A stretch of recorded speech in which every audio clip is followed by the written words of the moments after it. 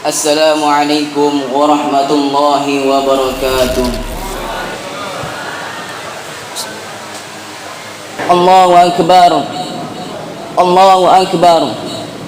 Allahu akbar. Allahu akbar. Allahu akbar. Allahu akbar. Allahu akbar. Allahu akbar. Allahu akbar kabira. Walhamdulillahi katsira wa subhanallahi bukratan wa asila. Alhamdulillahilladzi anzala ala 'abdihi alkitaba wa lam yaj'al lahu iwaja. Asyhadu an la ilaha illallah wahdahu la syarikalah wa asyhadu anna sayyidana Muhammadan 'abduhu wa rasuluhu alladzi la nabiyya ba'da. Faya ayyuhal hadiruna rahimakumullah, ittaqullaha haqqa tuqatih wa la tamutunna illa wa antum muslimun. Faqala ta'ala fil Qur'anil azim, Bismillahirrahmanirrahim, ya ayyuhalladzina amanu tubu ilallahi taubatan nasuha. Wa qala Nabi Muhammad sallallahu alaihi wasallam fil kitabil hadits, al-kaisu liman dana nafsahu wa amila lima ba'dal maut. Sadaqallahul azim wa balagha rasuluhun nabiyul karim wa nahnu ala dzalika minasyahidin wa syakirin wa insyaallahu ta'ala minal amin amin ya rabbal alamin. Para hadirin, orang-orang tuaku, jamaah Idul Fitri yang dirahmati Allah Subhanahu wa taala. Alhamdulillah, kita ucapkan kepada Allah Subhanahu wa taala sebagai rasa syukur kita kepadanya yang Ia telah memberi rezeki kepada kita berjumpa dengan bulan Ramadan sebulan penuh. Dan Ia juga sampaikan kepada kita tanggal 1 Syawal atau disebut dengan orang hari raya Idul Fitri. Dan alhamdulillah juga kita ucapkan kepada Allah Subhanahu wa taala, Ia memberikan nikmat kepada kita yang itu nikmat yang begitu mulia. Dan nikmat yang paling mulia kita terima pada saat ini ialah nikmat iman, Islam dan juga hidayah. Inilah nikmat yang paling mulia yang pada saat ini kita terima dari Allah Subhanahu wa taala. Dan yang tak kalah pentingnya juga salawat dan salam kita hadiahkan kepada baginda Muhammad sallallahu alaihi wasallam. Yang mana baginda Rasulullah sallallahu alaihi wasallam ialah harabal batil, yang memerangi kebatilan. Jika kita dengar kisah bagaimana kejamnya dulu pada masa zaman jahiliyah, jika ada lahir seorang anak perempuan maka langsung dibunuh karena buruknya akhlak pada saat zaman jahiliyah. Tapi lihat, tak kala diutusnya baginda Rasulullah sallallahu alaihi wasallam sebagai harabal batil wa tamasar radail wa ahya fadail wa makarimal akhlak, derajat seorang perempuan diangkat oleh Allah Subhanahu wa taala tak kala diutusnya baginda Rasulullah sallallahu alaihi wasallam. Karena baginda Rasulullah sallallahu alaihi wasallam ialah makarimal akhlak, semulia-mulianya akhlak. Jika kita ketahui bagaimana tingginya derajat seorang perempuan, baginda Rasulullah sallallahu alaihi wasallam bersabda, al-jannatu tahta aqdami ummahat, surga itu di bawah tapak kaki seorang ibu. Allah firmankan dalam Al-Quran, wa ma khalaqtul jinna wal insa illa liya'budun, aku tak ciptakan manusia dan jin kecuali untuk beribadah kepadaku, kata Allah. Dan tujuan kita beribadah kepada Allah mengharapkan surganya Allah, dan surga tersebut ada di bawah telapak kaki seorang ibu. Bagaimana mulianya seorang perempuan tak kalah diutusnya baginda Rasulullah sallallahu alaihi wasallam.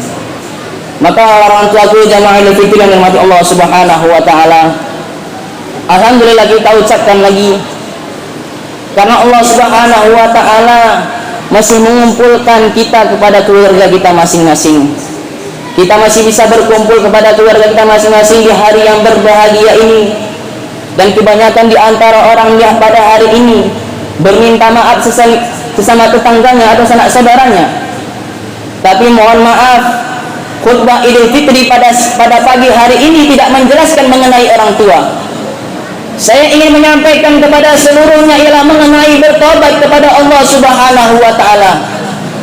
Sesama kita meminta maaf kepada sanak saudara kita, apakah kita telah meminta maaf kepada Allah Subhanahu wa taala mengenai dosa yang kita perbuat? Surga tidak tergantung dari maafnya seseorang. Jikalau kita tidak punya kesalahan dari orang lain, surga tergantung daripada rahmatnya Allah Subhanahu wa taala. Maka pada pagi hari ini ilham yang masuk kepada saya ialah mengenai taubat kepada Allah Subhanahu wa taala. Maka orang tuaku jamaah Idul Fitri yang dimati Allah Subhanahu wa taala, dalam aktivitas keseharian kita nih sering mendengar ceramah, kita nih sering mendengar nasihat ataupun mau'izatul hasanah dari tokoh-tokoh agama kita, baik itu dari media sosial ataupun secara langsung semisal ini. Tapi walaupun sering kita mendengar ceramah dari media sosial, misalnya dari ustadz-ustadz yang terkenal, adakah merubah diri kita? Adakah bisa merubah diri kita menjadi lebih baik? Sering kita mendengarkan ceramah tapi tidak masuk ke dalam hati. Sering kita dengar ceramah tapi tidak merubah diri kita menjadi lebih baik. Kenapa? Masalahnya satu, kita lebih mendahulukan hawa nafsu daripada apa yang diceramahkan. Padahal baginda Rasulullah sallallahu alaihi wasallam bersabda, al-qaisu liman dana nafsahu wa amila lima ba'dal maut. Orang cerdas itu, kata Nabi, versi baginda Rasul, orang cerdas itu ialah orang yang bisa menahan hawa nafsunya. Ketika nafsunya ingin melakukan sesuatu yang dilarang oleh Allah Subhanahu wa taala, ia tahan. Karena ia tahu itu ialah larangannya Allah. Ketika nafsunya ingin melanggar dari perintahnya Allah, ia tahan. Karena ia tahu itu perintahnya Allah. Kemudian setelah ia menahan hawa nafsunya, wa amina lima ba'dal maut, ia pun beramal soleh, ia pun bersedekah, ia pun bertasbih, berzikir, beristighfar kepada Allah Subhanahu wa taala. Kenapa? Karena ia sadar bahwasannya adanya kematian setelah kehidupan setelah kematian. Karena ia yakin bahwasannya adanya yaumul qiyamah, yang itu perlu kita persiapkan amal ibadah kepada Allah Subhanahu wa taala. Dan jika perlu kita ketahui, jika hari-harinya kita mengikuti terus hawa nafsu, apa yang Allah Subhanahu wa taala berikan kepada kita? Allah firmankan dalam Al-Qur'an, afara'aita man ittakhadha ilahahu hawahu, kata Allah, apakah tidak menjadi pelajaran bagimu banyaknya orang yang menjadikan hawa nafsunya menjadi tuhannya? Apakah engkau tidak melihat betapa banyak di muka bumi Allah ini orang yang menjadikan hawa nafsunya sebagai tuhannya? Ilahahu, kalimat ilahahu di sini ialah Tuhan. Maksudnya apa? Ketika seseorang mengikut dan patuh kepada sesuatu, maka sesuatu tersebut ialah Tuhannya. Ketika seseorang patuh kepada Allah Subhanahu wa taala, maka Allah taala ialah Tuhannya. Maka ketika seseorang mengikuti terus hawa nafsunya, maka hawa nafsunya ialah Tuhannya. Mengikut dari ayat satu ini, afara'aita man ittakhadha ilahahu hawahu, orang yang menjadikan hawa nafsunya sebagai Tuhannya karena ia terus mengikuti apa keinginan nafsunya. Apa kata Allah? Wa adallahullahu ala ilmin, Allah akan sesatkan dia dalam memahami ini agama. Allah Subhanahu wa taala akan kelirukan dia dalam beragama ini sehingga dia beramal salah. Kemudian wa khatama ala sam'ihi wa qalbihi, Allah Subhanahu wa taala tutupkan pendengarannya dan hatinya sehingga walaupun dia mendengar khutbah semisal ini tidak merubah dirinya. Walaupun dia sering mendengar ceramah tidak akan merubah dirinya menjadi lebih baik. Kenapa? Karena dia terus menjadikan hawa nafsunya sebagai Tuhannya, Allah Subhanahu wa ta'ala berikan hukuman baginya di dunia ini. Telinga dan hatinya tertutup, kebaikan tidak masuk lagi ke dalam dirinya. Ala basarihi ghishawah, karena ia sering menjolimi dirinya sendiri.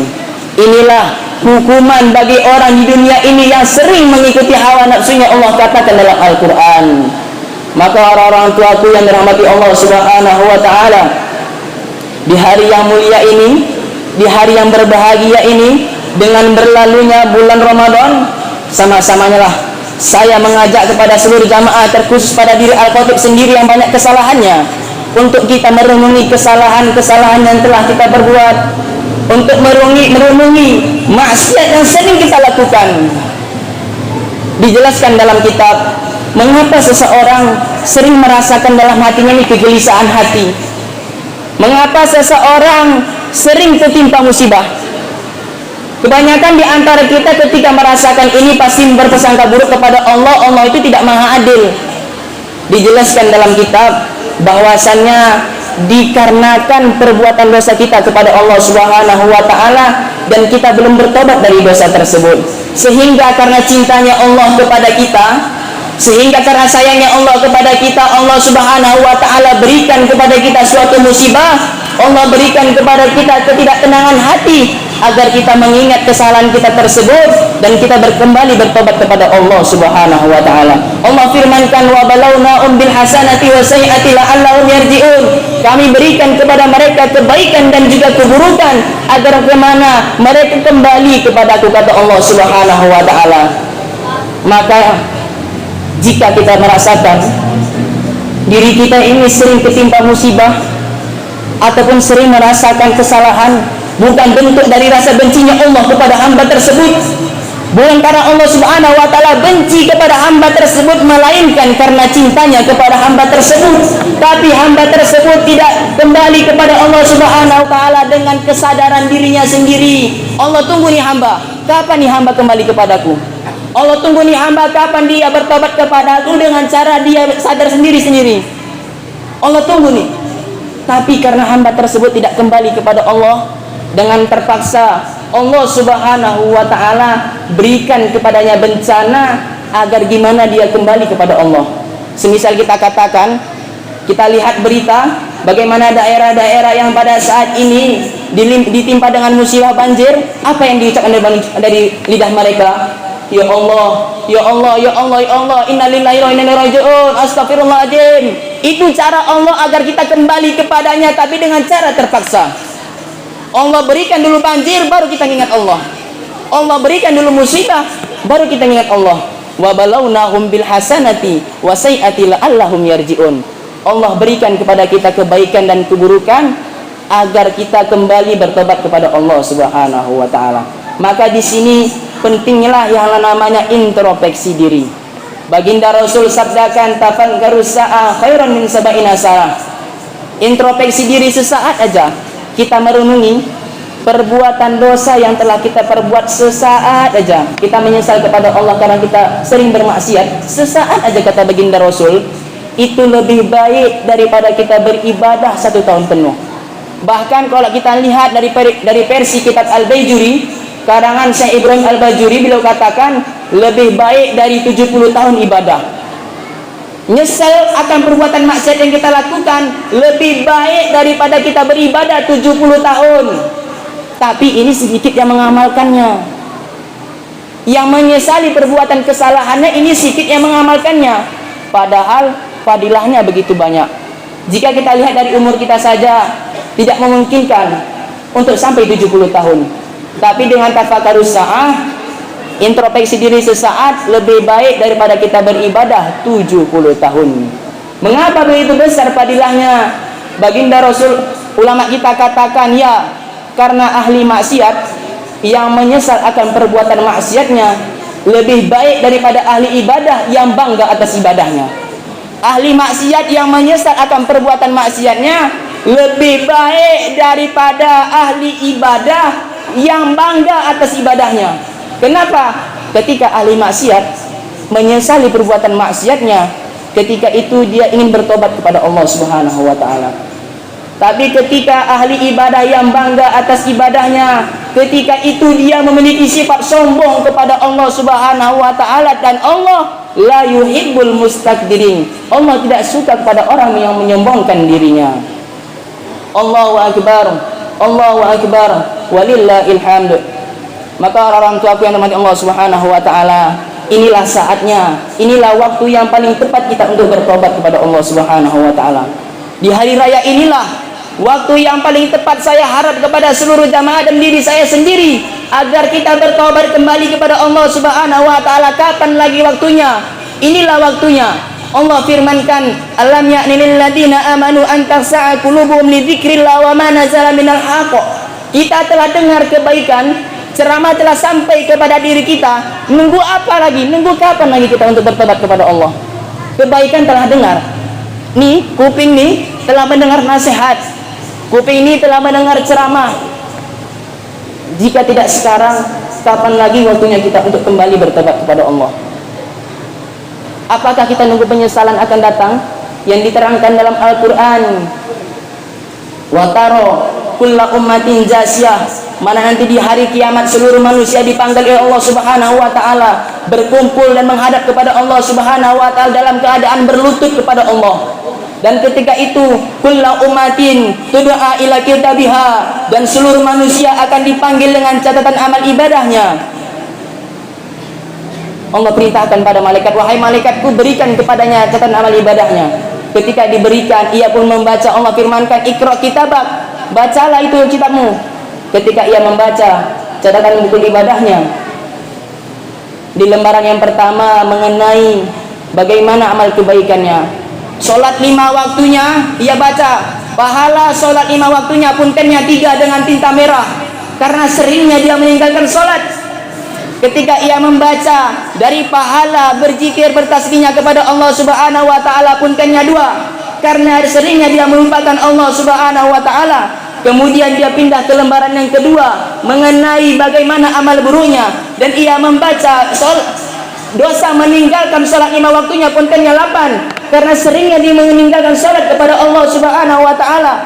Ketika dia membaca lagi daripada dosa amal keburukannya, puntennya 9, karena seringnya dia melupakan Allah Subhanahu wa taala. Ketika itu pun dia mengatakan, Rabbana abasarna wa sami'na farji'na na'mal sholihan. Ya Allah, sungguh kami telah mendengar dan melihat, ya Allah, bagaimana pedihnya azab neraka-Mu, ya Allah.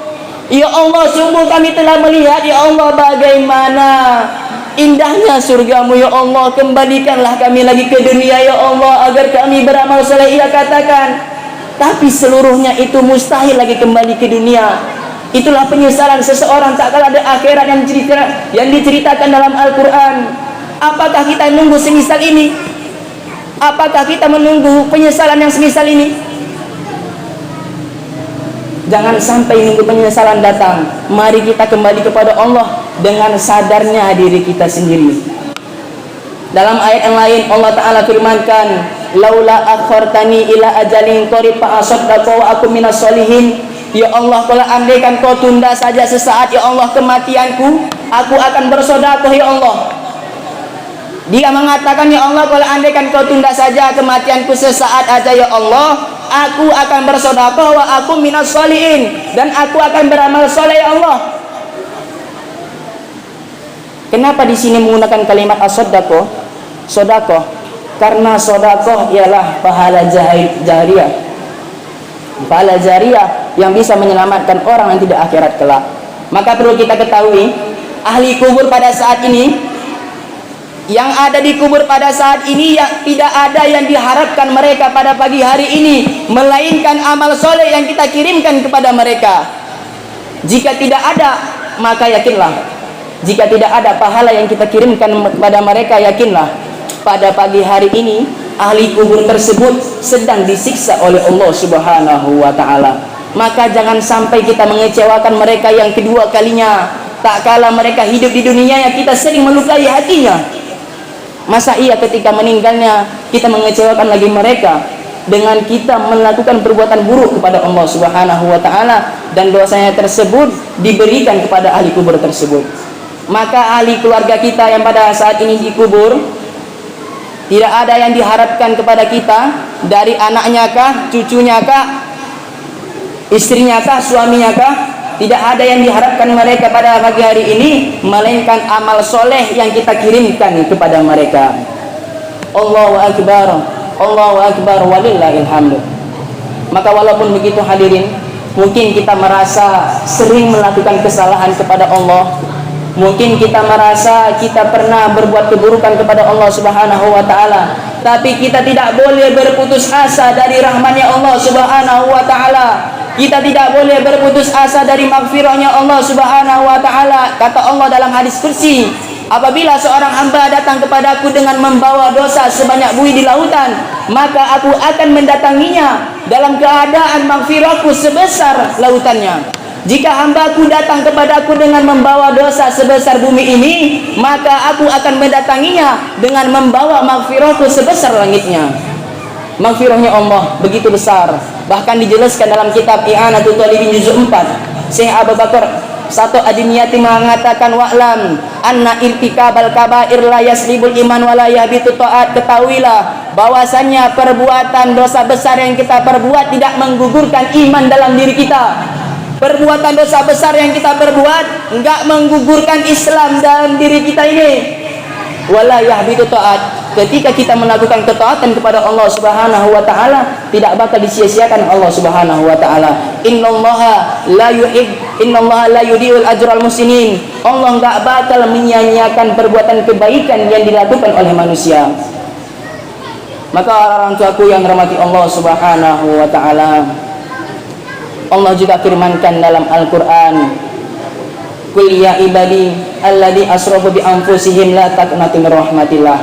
Wahai hambaku, kata Allah, yang sering melupakan aku, kata Allah, wahai hambaku yang sering bermaksiat kepadaku, la taqnatu min rahmatillah, janganlah engkau berputus asa dari rahmatku, kata Allah. Wahai hambaku yang sering bermaksiat, yang sering melupakanku, kata Allah, jangan berputus asa dari ampunanku, kata Allah Subhanahu wa taala.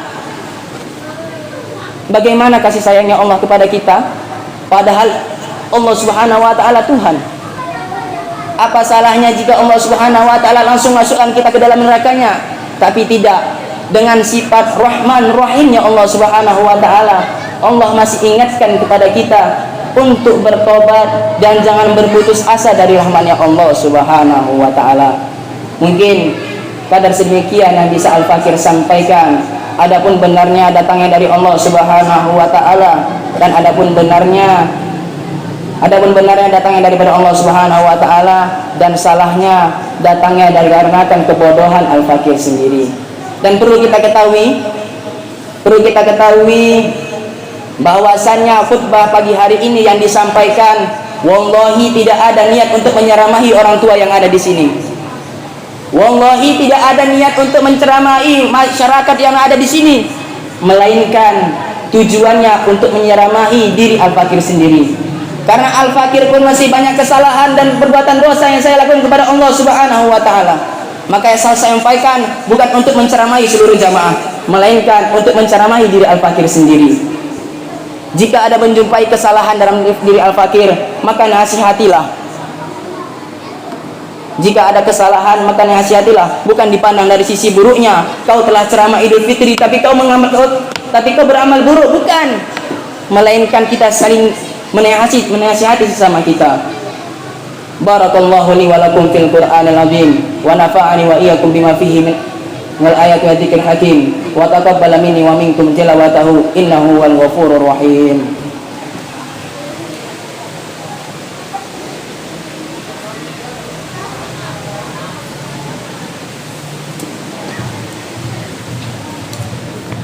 Allahu akbar, Allahu akbar, Allahu akbar, Allahu akbar, Allahu akbar, Allahu akbar, Allahu akbar kabira walhamdulillahi katsira wa subhanallahi bukratan wa asila. Alhamdulillahilladzi ja'alana minan nasihin wa afhamana min ulama'ir rasikhin. Asyhadu an la ilaha illallah wahdahu la syarika lah wa asyhadu anna sayyidana Muhammadan abduhu wa rasuluh. Allahumma shalli ala sayyidina Muhammadin wa ala alihi wa sahbihi ajmain, amma ba'du.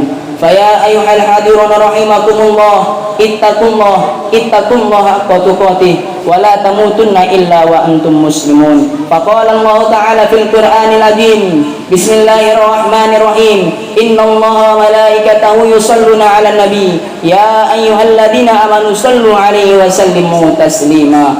Allahumma ighfir lil muslimina wal muslimat wal mu'minina wal mu'minat al ahya'i minhum wal amwat birahmatika ya arhamar rahimin.